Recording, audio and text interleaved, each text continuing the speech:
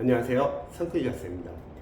공무원, 경찰, 소방, 기초 수험생분들과 이제 초반에 상담을 해보면요, 직렬에 관한 고민을 종종 이제 상담을 요청하는 경우가 많습니다.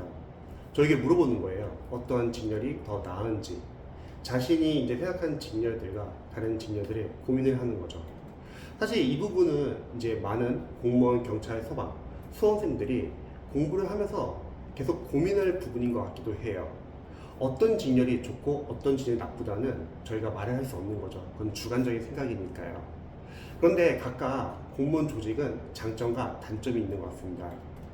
수험생들이 이러한 고민을 할 때는 보통 일단 시험을 준비한다고 하면 시험 합격이 우선시 되기 때문에 뭐 어떤 직렬이 합격 컷이 더 낮을지 아니면 합격 가능성이 높을지 이런 식으로 접근하시는 분도 많이 계세요. 그런데 그렇게 고민을 하게 되면 문제가 뭐냐면 어차피 공무원 시험은 상대평가이고 변수가 정말 다양합니다. 뭐 뽑는 인원도 영향을 미칠 수 있고 자신과 시험 보는 경쟁자분들의 실력도 무시 못하고요. 시험 당일날 운도 중요하고 또 시험 때는 남들이 틀리는 것을 맞춰서 합격할 수 있는 게 아니라 여러분들이 틀리지 말아야 할 문제를 최소로 틀리는 게 중요하거든요. 그래서 실력도 상당히 중요합니다. 이러한 다양한 요소가 있기 때문에 어떤 직렬은 막 컷이 높고 어떤 직렬은 막 컷이 낮다. 이게 지역별로 조금씩 다 다를 수가 있다는 거예요. 그래서 그런 걸로는 판단할 수가 없습니다. 그리고 제가 합격생들을 봤을 때 이런 건 있는 것 같아요.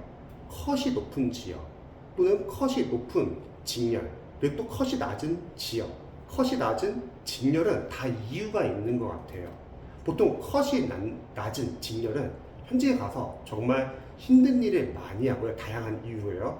또 컷이 낮은 직렬은 이제 컷이 높은 직렬에 비해서 어떤 뭐 복지 혜택이나 일의 강도나 정말 다양한 변수가 많은 것 같습니다. 그래서 그런 문제들은 사실은 여러분들이 실력으로 해결할 수밖에 없는 것 같아요. 실력으로 올리는 게 가장 확실한 방법입니다. 그 다음에 저는 직렬에 대해서는 여러분들이 유튜브나 그리고 뭐 블로그를 통해서 전직 공무원분들도 많이 계시고 현직 공무원도 많이 계시잖아요. 관련된 직렬에 그분들의 블로그나 유튜브를 봐가지고 우선 각 직렬의 장점과 단점을 여러분들 좀 알아보시면 좋을 것 같아요. 그러면 각 직렬마다 장점과 단점이 여러 가지 있을 겁니다. 그러면 그걸 한번 비교해 보고 나서 자신이 만약에 현직 공무원으로 일을 한다고 했을 때 그나마 어떤 직렬에서 일을 할 때 좀 더 행복하고 내가 좀 더 맞을지를 고민해 보시면 좋을 것 같아요. 그게 중요하다는 거죠. 제 합격생분들 케이스를 좀 공유해 드릴게요. 첫 번째는 행정직을 합격했던 분들이 종종 의원면직을 하거나 아니면 행정직 일을 하면서 다시 시험을 준비해서 다른 직렬로 준비하신 분들이 많이 계십니다. 그런 분들 케이스를 상담해 보면은 우선 첫 번째 민원일이 자체가 너무 안 맞는 거예요. 평소에는 민원이라는 거에 대해서 잘 모르다가 막상 민원을 자신이 접하니까 너무 힘들다는 거죠. 그리고 두 번째는 행정직 같은 경우는 순환을 한다는 거죠. 그러면 전문성이 다른 직렬에 비해서 낮을 수 있다는 겁니다. 그리고 순환을 한다는 건 무슨 말이냐면 결국 인수인계도 상당히 중요한데 인수인계가 잘 안 되는 경우도 있을 수 있습니다.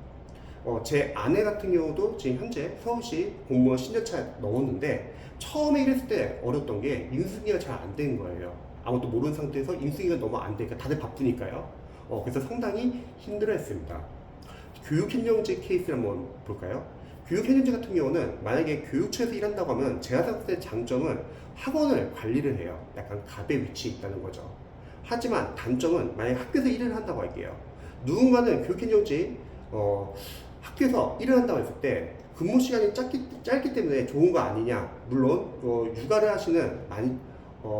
육아를 하시는 분들이나 그런 분들은 좋을 수 있겠죠. 하지만 그만큼 이제 추가 수당이 줄어들기 때문에 급여가 줄어들고 무엇보다도 교육행정직 학교에서 일하시는 분들이 힘들어하시는 부분은 교사들의 급여를 회계일을 하는 거 그리고 학교 일을 약간 자신이 약간 좀 떠먹게 되는 거 그리고 교사와 어떠한 공무원 간의 어떤 갈등 좀 무시한다거나 그런 것도 무시 못하는 것 같습니다. 그런 분들도 다시 시험을 준비하시는 분들이 계셨습니다.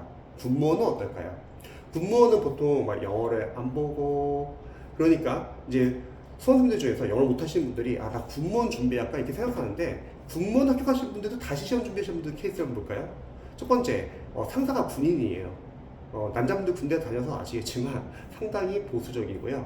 그리고 두 번째, 어떠한 지역 같은 경우는 뭐 관사가 제공이 안 된다거나, 또 어떠한 지역은 외출을 할 때 지역이 제한되어 있거나 정말 다양한 이유가 많더라고요. 이 말은 각각 직렬마다 장단점이 다 있고, 이거를 여러분들이 한번 알아보셔야 합니다. 근데 언제까지 알아보냐면, 초시생분들은 일단 공통 과목을 공부하고 나서 전공 과목 들어가기 전까지요. 그때까지 장단점을 생각해보고 장점과 단점을 확실히 알고 나서, 그 다음에 자신이 현직 일을 했을 때 그나마 어떠한 직렬이 좀 더 나을지 맞을지를 고민해 보시는 게 상당히 중요합니다.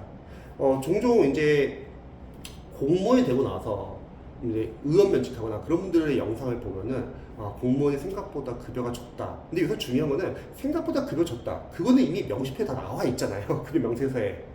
검색해보면 다 알 수 있는 건데, 그런 걸 알아보지 않고, 단점을 알아보지 않고, 또는 장점을 알아보지 않고 그냥 막연하게 수업만 준비하다가 합격하고 나서 거기서 현타가 오신 분들이 많이 계십니다. 특히 공무원 일이 참 힘든 게, 어떻게 보면은 또라이 법칙이 있죠. 만약에 자신이 일하는 곳에 이상한 분이 한 분 계시는 거예요. 그럼 정말 힘들고, 또 근무 여건이나 그런 거는 동마다, 구역마다 다 다릅니다. 그래서 저는 원서 접수 같은 거 할 때도 지역이 상당히 중요하다고 생각을 합니다. 자신의 연고지를 지원하지 않는 분도 계세요. 합격을 위해서 나는 그냥 좀 먼 지역이지만 여기를 한번 지원해 보겠다. 근데 그런 분들도 결국 합격하고 나서 상담 다시 신청하는 게, 연고지가 아니니까 차별받는 것도 많고, 상당히 이제 지연이나 그런 것도 사실 무시는 못하거든요. 그래서 좀 잘 알아보는 게 중요합니다. 근데 수험생들 입장에서는 잘 알아보는 게 쉽지가 않아요. 왜냐면 다들 수능을 보고 나서 대학교를 졸업하고 나서 공무원 준비하거나, 아니면 대학교 이제 학교 병행해서 준비를 하거나, 아니면 대학교를 안 가면서 공무원 준비하시는 분들의 이제 공통적인 게 뭐냐면, 자신이 진짜 좋아하는 거를 찾아보는 시기가 없이 막연하게 공무원, 부모님이 좋다고 하니까, 남들이 좋다고 하니까 해서 준비하시는 분들이 많이 계십니다. 그런 분들이 나중에 합격하고 나서 자신이 생각했던 거랑 너무 다르니까 의원 면직을 하는 경우도 많더라고요. 물론 처음부터 자신이 공무원에 관심이 있어서 공무원 준비를 하시는 분들은 집중하시면 되는 거고요. 그래서 직렬이나 여러분의 지역이나 이런 부분은 고민을 많이 해보셔야 돼요. 그리고 직렬에 대해서는 여러분들이 확실하게 장점, 단점, 그리고 자신이 현직 일을 할 때 어떤 직렬이 좀 더 맞을지, 이 부분을 한번 고민해 보시면 좋을 것 같습니다. 제 영상이 도움이 되셨으면 좋겠네요. 영상 봐주셔서 감사합니다.